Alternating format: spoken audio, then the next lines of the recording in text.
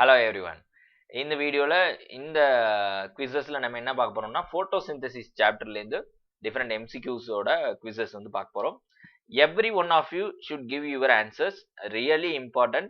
Answer தப்பா இருக்கிறதவ ஒன்றும் கவலைப்பட வேண்டியதில்லை. நம்ம இங்க தப்பு பண்றதுனால எந்த பிரச்சனையும் கிடையாது. எக்ஸாமினேஷன்ல இந்த தப்பெல்லாம் கரெக்ட் பண்ணி அங்க ஆன்சர் பண்ணணும். அதுதான் நம்மளோட main theme. So don't worry about the mistakes. Try to correct the mistakes. That is really important. So இப்போ தான் நீங்கள் ஃபர்ஸ்ட் டைமாக நம்ம சேனலை பார்க்குறீங்க அப்படின்னா சப்ஸ்கிரைப் பண்ணிங்க அண்ட் கூடவே இருக்கக்கூடிய பெல் பட்டனை ப்ரெஸ் பண்ணிங்க அப்போ தான் நிறைய டாபிக்ஸ் வந்து நம்ம பார்க்க முடியும். And here you can see the first question. நான் இனிமேலுக்கு ஒவ்வொரு கொஷினுக்கும் 2.5 minutes ஒதுக்கலான் இருக்கேன். சில கொஷினுக்கு மட்டும் கொஞ்சம் பெருசாக 4 minutes. ஸோ 25 minutesக்குள்ளே இந்த சாப்டரை வந்து நம்ம இந்த செஷனை முடிக்கிறோம். இப்போ question in a chloroplast the highest number of protons are found in அப்படிங்கிறது தான் question. So you can see the answers in the board. Now you have to give your options, right options, your answers. The timer starts now. 1 2 3 4 5 6 7 8 9 10. The time's up. You give your answers in the chat room. யாரெல்லாம் கரெக்டா எல்லாம் ஈஸியான question சொல்லிட்டு நிறைய பேர் அதுலயே தப்பு பண்ணிடுவாங்க. ஸோ ஈஸியான கொஷின் அப்படின்னு காமிக்கிற மாதிரி காமிச்சு அதில் தப்பு பண்ண வைக்கிற விதம் அடிக்கடி வந்து நீட் எக்ஸாமில் நிறைய கொஷின்ஸில் இது மாதிரியான மெத்தட் வந்து ஃபாலோ பண்ணுவாங்க. நிறைய பேர் ரொம்ப கஷ்டமான ஆன்சர்ஸ்லாம் ஆன்சர் பண்ணிடுவாங்க. சிம்பிளான கொஷினில் கோட்டை விட்டுருவாங்க. ஸோ அந்த மாதிரி இருக்கிறவங்க ரொம்ப கேர்ஃபுல்லாக அப்சர்வ் பண்ணணும் இனிமேலுக்கு கொஷின்ஸை. படிக்கும் போதே இதுக்கு ஈஸியானதுன்னு நினச்சி அதை டக்குன்னு உடனே ஆன்சர் பண்ணக்கூடாது. கொஞ்சம் நீங்கள் கேர்ஃபுல்லாக ஆப்ஷன்ஸை அப்சர்வ் பண்ணி நீங்கள் ஆன்சர் பண்ணணும். இப்போ நம்ம கொஸ்டினுக்கான ஆன்சர் பார்ப்போம். ஹையஸ்ட் நம்பர் ஆஃப் ப்ரோட்டான்ஸ் எங்க சார் இருக்கும் அப்படிங்கிறது தான். So you may know the light reactions. Light ரியாக்ஷனுக்கு தேவை என்னன்னா photo system, that is photo பிக்மெண்ட்ஸ்லாம் சேர்ந்து ஜாயின் பண்ணி 250 to 400 பிக்மெண்ட்ஸ் ஜாயின் பண்ணி ஃபார்ம் பண்ணுறது. 2 ஃபோட்டோ சிஸ்டம் வந்து நம்ம லைட் ரியாக்ஷனில் பார்க்க முடியும். ஸோ குளோரோபிளாஸ்ட்டை பொறுத்த வரைக்கும் ஃபோட்டோசிந்தசிஸில் இன்வால்வ் ஆகக்கூடிய இந்த ஆர்கனலில் எங்க நடக்கும் இந்த லைட் ரியாக்ஷன் அப்படின்னு கேட்கலாம். That is thylakoids, granum. இன்னொன்று டார்க் ரியாக்ஷன். ஃபோட்டோசிந்தசிஸ்ல 2 ரியாக்ஷன், ஒன்று லைட்டு இன்னொன்று டார்க். இந்த டார்க் ரியாக்ஷன் எங்க நடக்கும்னா ஸ்ட்ரோமா. அது என்னன்னா சைட்டோபிளாசம் மாரி இந்த குளோரோபிளாஸ்ட்குள்ளர ஃப்ளூயிட் காம்போனன்ட் இருக்கும், அது வந்து ஸ்ட்ரோமா அப்படின்னு சொல்லுவோம். அங்கதான் டார்க் ரியாக்ஷன் அல்லது கால்வின் சைக்கிள் நடக்கும். இந்த ஸ்டாக் ஆஃப் காயின்ஸ் இருக்குல்லையே, அது பேர் என்னன்னா கிரானா அப்படின்னு சொல்லுவோம். இந்த கிரானால ஈச் இண்டிவிஜுவல் காயின்ஸ் வந்து thylakoids. So here only the photo systems are there. அங்கே தான் லைட் ரியாக்ஷன் நடக்கும். அங்கேருந்து நடந்து அதன் மூலமாக எனர்ஜியை ஜென்ரேட் பண்ணும் லைட் மூலமாக. ஸோ ஏடிபி, NADP, H2 இதெல்லாம் வந்து ப்ரொடியூஸ் பண்ணி அதை எதுக்கு யூஸ் பண்ணோம்னா கால்வின் சைக்கிளில் யூஸ் பண்ணி CO2-வை வந்து ரெடியூஸ் பண்ணி கார்போஹைட்ரேட்டாக ஃபிக்ஸ் பண்ணுறது. இப்படி தான் வந்து லைட் ரியாக்ஷன், ஃபோட்டோசிந்தசிஸ் 2 ரியாக்ஷனாக லைட் அண்ட் டார்க் ரியாக்ஷன் அல்லது கால்வின் சைக்கிளில் நடக்கும். இப்போ இந்த புரோட்டான்ஸ் தான் அவங்க கொஸ்டின் கேட்டிருக்காங்க. புரோட்டான்ஸ் எங்க ஹைலி ஜென்ரேட்டட் அப்படின்னா போட்டோலைசிஸ் ஆஃப் வாட்டர் அப்படிங்கிறது நடக்கும் போட்டோசிந்தசிஸ்ல. ஏன்னா CO2 which is present in the air and H2O நம்ம வந்து பிளான்ட்டுக்கு ஊத்துறோம் இல்லையா, அது இதை ரெண்டுத்தையும் யூஸ் பண்ணி அதை என்ன ஆக்கும்னா ஸ்டார்ச் பிளஸ் ஆக்சிஜனா ஆக்கும். இந்த ஆக்சிஜன் எதுலேருந்து வருது அப்படிங்கிறத எக்ஸாமைன் பண்ணாங்க சயின்டிஸ்ட். ரிசர்ச் பண்ணும்போது they came to know this oxygen come out from the photolysis of water. H2O-வை உடைக்கும் போது ஆக்சிஜன் மட்டும், மாலிகுலர் ஆக்சிஜன் தனியா வந்துருது. Okay, here you can see that photosystem 2ல what is happening, 2H2O was broken down into O2. இந்த O2 தான் அங்க liberate ஆகிறது, evolve ஆகிறது photosynthesisல ரிசல்ட்ல. So here you can see 4 protons and 4 electrons because of hydrogen atom. அப்போ இந்த 4 electrons and 4 protons இருக்கு இல்லையா, அப்போ புரோட்டான்ஸ் எங்க வருது அப்படின்னு பார்த்தா லைட் ரியாக்ஷன்ல ஃபோட்டோலைசிஸ் ஆஃப் வாட்டர்ல. இதுக்கு ஹெல்ப் பண்ணக்கூடிய காம்பனன்ட்ஸ் என்ன அப்படின்னு பார்த்தீங்கன்னா இந்த ஃபோட்டோலைசிஸ்க்கு 3 எலிமெண்ட். ஒன்று வந்து EMC² சொல்லுவோம். ஸோ ஐன்ஸ்டீனோட ஈக்குவேஷன் E = MC². அதை ஏமாச்சுங்க. M for manganese, not for magnesium, manganese. C for chlorine and calcium, ஏன்னா 2 இது. So manganese, chlorine, calcium are involved in these photolysis of water. இதையும் நீங்க தெரிஞ்சு வச்சுக்கிட்டீங்க. இப்போ இதுக்கு என்ன ஆன்சர்? ஸோ இந்த ஃபோட்டோலைசிஸ் அப்படிங்கிறது எங்கே நடக்கும்னா லைட் ரியாக்ஷனில். லைட் ரியாக்ஷன் எங்கே நடக்கும்னா தைலகாய்ட்ஸ்.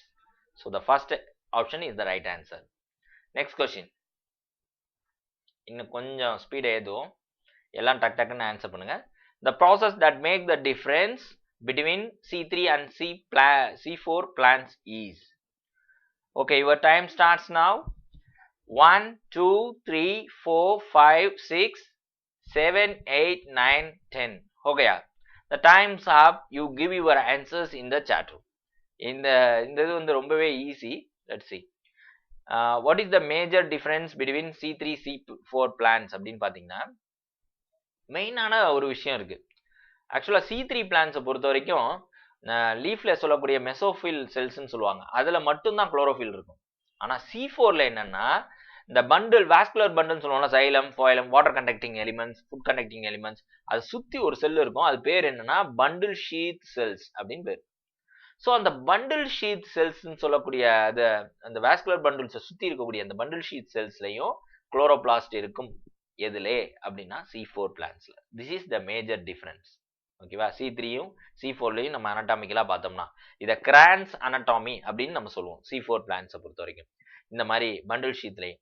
ஸோ இங்க வந்து மெசோஃபில் செல்ஸ்லையும் இன்வால்வ் ஆகுது, அதே மாதிரி பண்டில் ஷீத் செல்ஸும் இன்வால்வ் ஆகுது. அப்ப இதுக்கு இந்த பாத்வேக்கு பேர் என்னன்னா H-SLAC பாத்வே அப்படின்னு நம்ம சொல்லுவோம். ஸோ மெசோஃபில் செல்ஸ்ல ஃபிக்சேஷன் ஆகிற கார்பன் வந்து எப்படி ஆகும்னா ஆக்சோலோஅசிட்டிக் ஆசிட் ஆகும். That is 4 carbon compound. Phosphoenol பைருவேட்னு சொல்லக்கூடிய 3 கார்பன் காம்பவுண்ட் தான் CO2வை ஃபிக்ஸ் பண்ணும் பெப் கார்பாக்சிலேஸோட ஹெல்ப் மூலமா. ஸோ ஃபர்ஸ்ட் ஃபார்ம்டு காம்பவுண்ட் என்னன்னா ஆக்சோலோஅசிட்டிக் ஆசிட். இதுல கொஸ்டின் வந்து அடிக்கடி கேட்பாங்க, எந்த இது வந்து கார்பன் அக்செப்டார்னு கேட்பாங்க. ஸோ இந்த C4 பாத்வேல யாருன்னா phosphoenol pyruvate. First formed compound எதுனா oxaloacetic acid which is a carbon 4 carbon கொண்ட காம்பவுண்ட். அதனால தான் இது C4 பிளான்ஸ் நம்ம சொல்றோம். அடுத்தது அது வந்து என்ன ஆகும்னா அஸ்பார்டிக் ஆசிட் ஆகலாம் டிரான்ஸ்அமினேஸ் மூலமா, அல்லது malic acid. So malic acid வந்து NAD+ specific malic acid dehydrogenase அப்படிங்கிற ஒரு என்சைம் வந்து ஹெல்ப் பண்ணும். ஸோ அந்த மேலிக் ஆசிட் வந்து எங்க வரும்னா இந்த பண்டில் ஷீத்துக்கு வந்துடும். இந்த மெசோஃபில் செல்ஸ்ல தானே ப்ரிப்பேர் ஆகுது, அது பண்டில் ஷீத்துக்கு வந்துடும். அங்க வந்து இந்த மேலிக் ஆசிட் என்ன ஆகும்னா டீகார்பாக்சிலேஷன் நடந்து பைருவிக் ஆசிடும் CO2மா வரும். இந்த CO2 திருப்பி என்ன ஆகும்னா கால்வின் சைக்கிள்னு சொல்லுவோம்ல, C3 சைக்கிளோட டார்க் ரியாக்ஷன்ஸ் அதுல இன்வால்வ் ஆக ஆரம்பிச்சிடும்.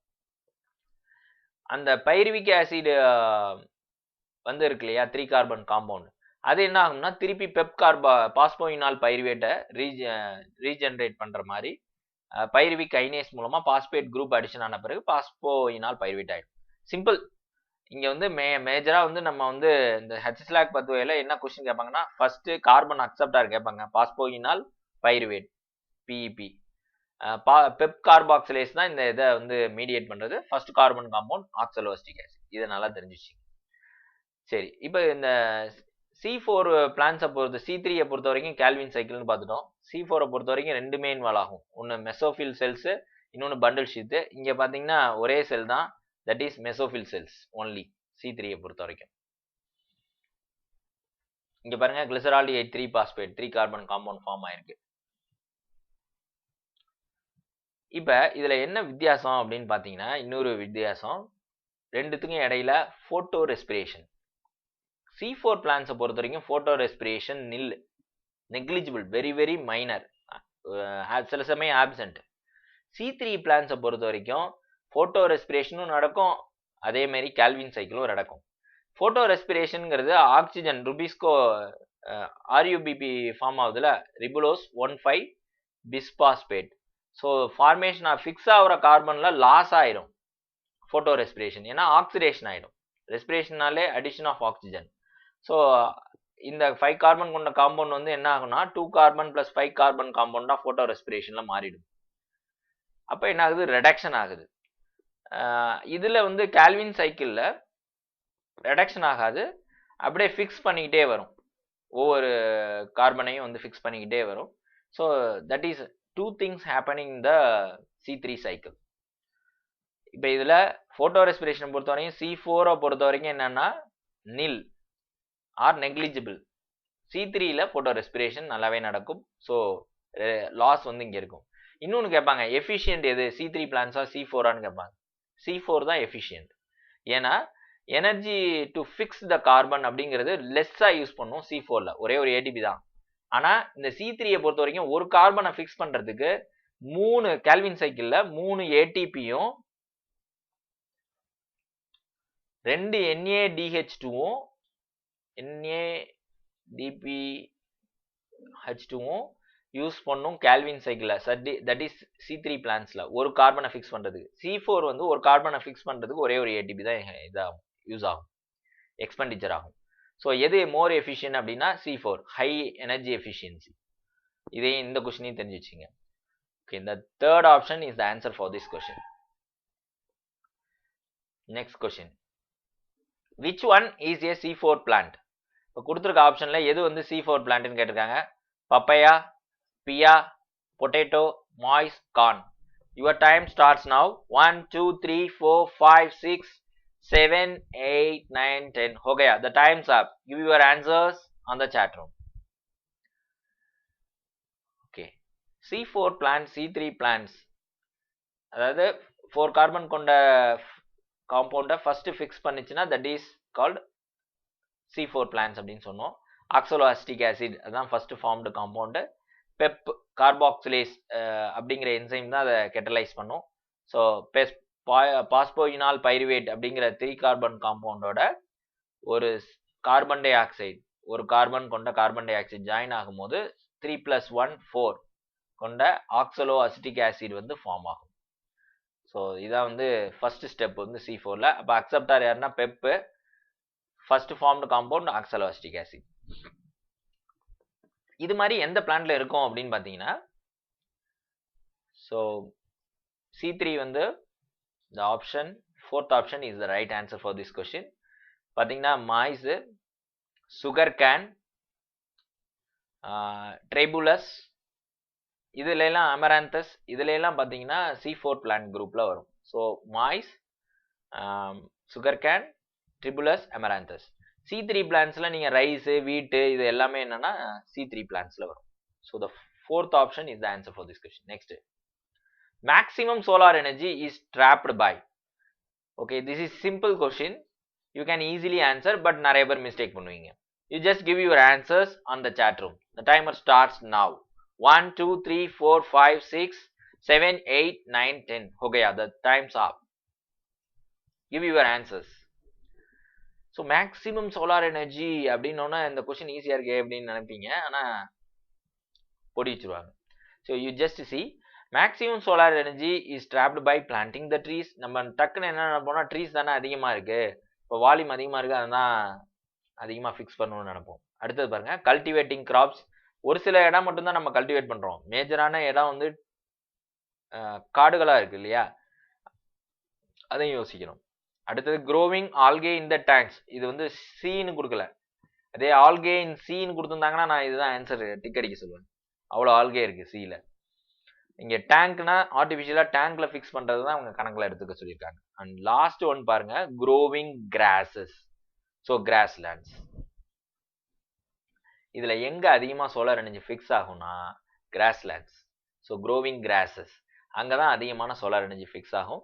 நிறைய கிராசஸ் வந்து இருக்கும், நீங்க எங்க வேணாலும் போய் பார்த்தாலுமே கிராசஸ் இருக்கும். ஓகேவா, சில இடங்கள்ல ட்ரீஸ் இல்லாம கூட இருக்கலாம், ஆனா கிராசஸ் நிறைய இருக்கும். They can absorb maximum solar energy. இதே நீங்க growing algae in the oceans அல்லது அந்த மாதிரி கொடுத்துருந்தாங்கன்னு வச்சுங்க, you have to choose that option. ஏன்னா ஓஷன்ல வந்து நிறைய ஆல்கே இருக்கு, அதுதான் அபண்டன்ட், அங்கதான் மேக்ஸிமம் சோலார் எனர்ஜி அப்சர்வ் ஆகுது. You just note it in your notebook. ஓகேவா, ஸோ அந்த மாதிரி கேட்டாங்கன்னா ஃபர்ஸ்ட் ஆல்கேவை சூஸ் பண்ணணும் ஓஷன்ல இருக்கிறது. அதே இப்படி வந்து அதை டேங்க்னு ஒரு சின்ன இதுல சுருக்கும் போது ரொம்ப கம்மியான டேங்க் தானே இருக்கும், அப்போ அதை வந்து நம்ம கால்குலேஷன்ல கொண்டு வர முடியாது. கிராசஸ் எங்கேயுமே இருக்கும். So maximum energy is trapped by grasses, growing grasses, the fourth option. Next question. Which one occurs during the cyclic and non-cyclic mode of photophosphorylation? So cyclic photophosphorylation, monocyclic, non-cyclic அப்படின்னு சொல்லுவோம். This is non-cyclic. பார்த்தீங்கன்னா Z pattern form ஆகும். இங்க வந்து photosystem 1, 2 and photosystem 1. இதுக்கு இடையில என்னன்னா electron இது வந்து photosystem 2 வந்து ஆக்சிடைஸ் ஆன பிறகு எலக்ட்ரான்ஸ் ரிலீஸ் ஆகும். This electron move across the electron transport chain. இந்த செயின்ல யார் யார் இன்வால்வ் ஆயிருப்பான்னா ஃபர்ஸ்ட் பிளாஸ்டோக்யூனோன், அடுத்தது cytochrome B6 and F and plastocyanine, and at last it will reach the photosystem 1. இந்த photosystem 1 வந்து எக்ஸைட் ஆன பிறகு it will release the electrons that will move across the chain. ferredoxin reducing substrate, ferredoxin, அப்புறம் இங்க ரெடுக்டேஸ்னு ஒரு enzyme இருக்கும், அதுதான் என்ன பண்ணும்னா NADPH2 ப்ரொடியூஸ் பண்ணும் ஆக்சிடைஸ்டு NADP+ இருந்து. அண்ட் ஆல்சோ ஹியர் B6 இருந்து F கிட்ட இந்த இடத்துல ஒரு ATP வந்து ப்ரொடக்ஷன் ஆகும். இப்படி நடக்கிற ஹோல் கான்செப்ட், ஹோல் இதையுமே நம்ம என்ன சொல்லுவோம்னா நான் சைக்ளிக் போட்டோபாஸ்போரிலேஷன் சொல்லுவோம். ஓகே, இங்க ஒரு ATP ஒரு NADPH2 நமக்கு கிடைக்கும் இதனுடைய ரிசல்ட்டா. அதே சைக்ளிக் போட்டோபாஸ்போரிலேஷன் அப்படிங்கிறது என்ன அப்படின்னு பாத்தீங்கன்னா, இப்படி இந்த போட்டோ சிஸ்டம் 1 மட்டும் இருக்கு அப்படின்னா இந்த சைக்ளிக் வந்து ஆப்ரேட் ஆகும். போட்டோ சிஸ்டம் இல்ல 2 இல்ல அப்படின்னா, இன்னொன்னு வந்து வெறும் ATP மட்டும்தான் தேவை, NADPH2 தேவையில்ல, மோர் ரெக்யர்மெண்ட் ஆஃப் ATP இருக்கு அப்படின்னா அந்த டயத்துல என்னன்னா இந்த சைக்ளிக் போட்டோபாஸ்போரிலேஷன் அப்படிங்கிறது நடக்கும். அது எப்படின்னா இந்த மாதிரி இசட்னு 2 இது கிடையாது, போட்டோ சிஸ்டம் 2வே இருக்காது, ஒன்லி போட்டோ சிஸ்டம் 1. இப்போ இங்கேருந்து ஃபெரடாக்சின் போகுது இல்லையா, ஃபெரடாக்சின்லேருந்து அடுத்த ஸ்டெப் போகாம ஃபெரடாக்சின்லேருந்து இப்படி ரிவர்ஸில் வந்துடும். எங்கே வந்துடும்னா cytochrome B6, cytochrome F, cytochrome complex வழியாக வந்து பிளாஸ்டோசைனின் வழியாக it will reach the PS1. அந்த மாதிரி சைக்ளிக்காக திருப்பி PS1க்கே வந்துடும். அது எப்போன்னா அதிகமான ATP தேவைப்படும் போது. ஏன்னா இங்கே வந்து பார்த்தீங்கன்னா ஃபெரடாக்சின்லேருந்து இங்கே ரீச் ஆகும்போது சைட்டோக்ரோம் B6 ரீச் ஆகும்போது அங்கே ஒரு ATP, அடுத்தது B6 to F அங்கே ஒரு ATP, 2 ATP வந்து ஜென்ரேட் ஆகும் சைக்ளிக் போட்டோபாஸ்போரிலேஷனில். But there is no NADPH2, ஏன்னா இந்த இதை வந்து ரிடக்ஷன் பண்ணுறதுலாம் வராது. இங்கே வந்தோடனே ஃபெரடாக்சின் வந்தோடனே it will revert back to the previous one. அதனால தான் இதை சைக்ளிக் போட்டோபாஸ்போரிலேஷன் அப்படின்னு நம்ம சொல்லுவோம். ஸோ ATP தான் இங்கே அதிகமாக ப்ரொடியூஸ் ஆகும். ஃபோட்டோலைசிஸ் ஆஃப் வாட்டர் அப்படிங்கிறது இங்கே நடக்காது சைக்ளிக் பொறுத்த வரைக்கும். So what will be the answer? Which one occur both during cyclic and non-cyclic? எது ரெண்டுமே நடக்கும், ரெண்டுத்துலையுமே எது ஃபார்ம் ஆகும்னா formation of ATP. So PS1 PS2 அப்படிங்கிறதுல பொறுத்த வரைக்கும் நீங்க ரெண்டு இதுலையுமே நடக்கக்கூடியது formation of ATP.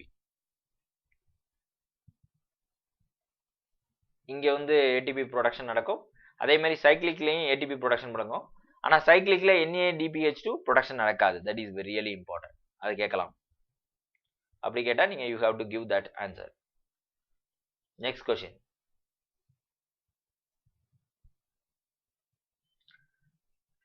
You just give your answers in the chat room. The first carbon dioxide acceptor in H-Slack pathway. இது நான் முன்னாடியே சொல்லி கொடுத்துட்டேன்.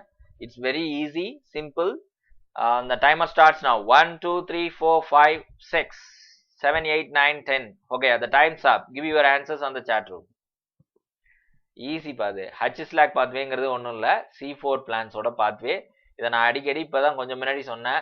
பாஸ்போயினால் பைருவேட் பெப்போட ஒரே ஒரு கார்பன் வந்து ஜாயின் பண்ணா இது வந்து 3 கார்பன் காம்பவுண்டு. ஸோ இங்கே ஒரு கார்பன் 4 கார்பன் கொண்ட ஆக்சலோ அசிட்டிக் ஆசிட் ஃபார்ம் ஆகும். இதுதான் ஃபர்ஸ்ட்.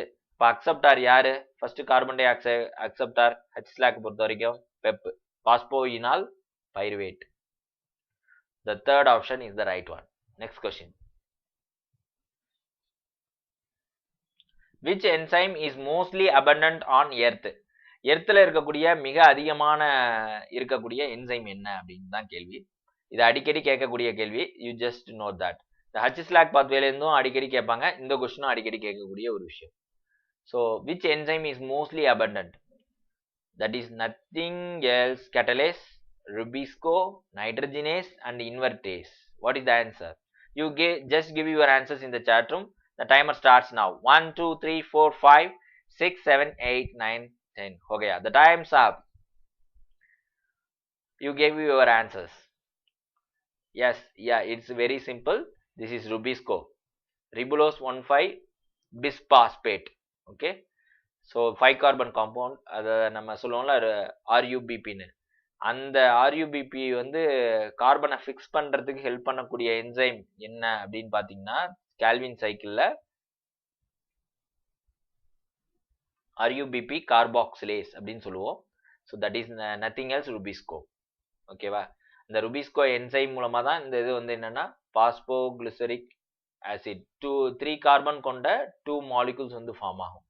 இப்போ யார் ஹெல்ப் பண்ணுவோம்னா ருபிஸ்கோ என்சைம் தான் இந்த ஃபிக்சேஷனை ஹெல்ப் பண்ணுது, fixation of carbon. So these rubisco enzyme எங்கெங்கெல்லாம் கிரீன் பிளான்ஸ் இருக்கோ அங்கே எல்லா இடத்துலையும் என்ன இருக்கும், ருபிஸ்கோ இருக்கும். So most abundant on earth எது அப்படின்னா ருபிஸ்கோ என்சைம் பொறுத்த வரைக்கும். அப்புறம் மோஸ்ட் அபண்டன்ட் அனிமல் புரோட்டீன் எதுன்னு கேட்பாங்க. அப்படி கேட்டாங்கன்னா collagen. You just note it out in your notebook. ஓகேவா? நெக்ஸ்ட் திங் இங்கே பாருங்க, கால்வின் சைக்கிளில் ஸோ கார்பன் ஃபிக்சேஷன் அப்போ RUBP plus carbon, here you can see the rubisco enzyme. எல்லா கிரீன் பிளான்ட்ஸ்லையும் வி நீட் ருபிஸ்கோ இருந்தே ஆகும். C4 இருந்தாலும் அதுலேயும் ஒரு ருபிஸ்கோ இருக்குது, அதுலேயும் கால்வின் சைக்கிள் நடக்கும். Next question, photo respiration is favored by. The timer starts now. 1 2 3 4 5 6 7 8 9 10. Okay, the time's up. Give your answers on the chat room. Actually the photo respiration அப்படிங்கறத நம்ம C2 cycle அப்படின்னு சொல்லுவோம். Here என்ன நடக்கும் அப்படின்னு பார்த்தோம்னா 5 carbon கொண்ட RUBP என்ன ஆகும், ஸ்பிளிட் ஆகி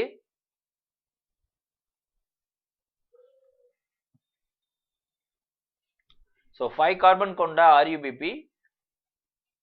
கெட் ஆக்சிடைஸ்ட். அதான் ஆக்சிடேஷன் தானே ரெஸ்பிரேஷனை பொறுத்த வரைக்கும்.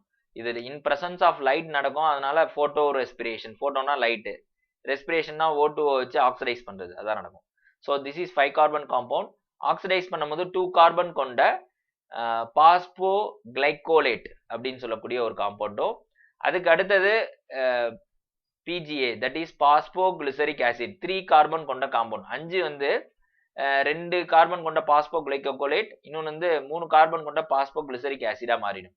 அப்புறம் இந்த கிளைகோலேட் வந்து 3 ஆர்கனல்ல வரும். ஆக்சுவலாக பார்த்தீங்கன்னா போட்டோ ரெஸ்பிரேஷன் 3 CPMனு நான் ஞாபகம் வச்சுக்க சொல்லுவேன். CPMனா குளோரோபிளாஸ்ட், பராக்சிசோம்ஸ் அண்ட் மைட்டோகாண்ட்ரியா. நம்ம இந்த கம்யூனிஸ்ட் பார்ட்டியில் வந்து சொல்லுவாங்க CPMனு சொல்லுவாங்க. கம்யூனிஸ்ட் மார்க்சிஸ்ட் கம்யூனிஸ்ட் பார்ட்டி அப்படிங்கிறத CPMனு சொல்லுவாங்க, கம்யூனிஸ்ட் பார்ட்டி ஆஃப் மார்க்சிஸ்ட் அப்படின்னு சொல்லுவோம். ஸோ அதை வச்சு நீங்கள் இதை ஞாபகம் வச்சுக்கணும் வரிசையை, குளோரோபிளாஸ்ட், பெராக்சிசோம், மைட்டோகாண்ட்ரியா.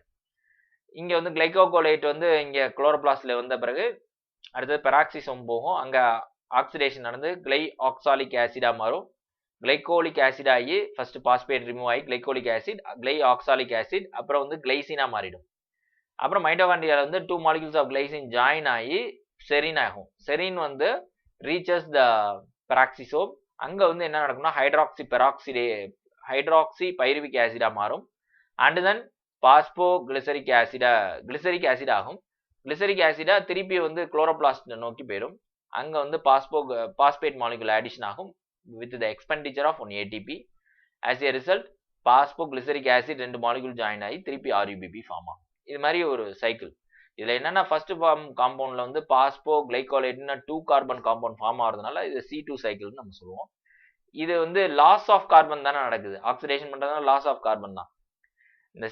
இந்த லாஸ் ஆஃப் கார்பன் வந்து நடக்கிறது வந்து C3ல வந்து நடக்கும். ஆனால் C4ல இந்த போட்டோ ரெஸ்பிரேஷன் கிடையாது, லாஸ் ஆஃப் கார்பனே கிடையாது, எனர்ஜி எஃபிஷியன்சியாக இருக்கும் அது.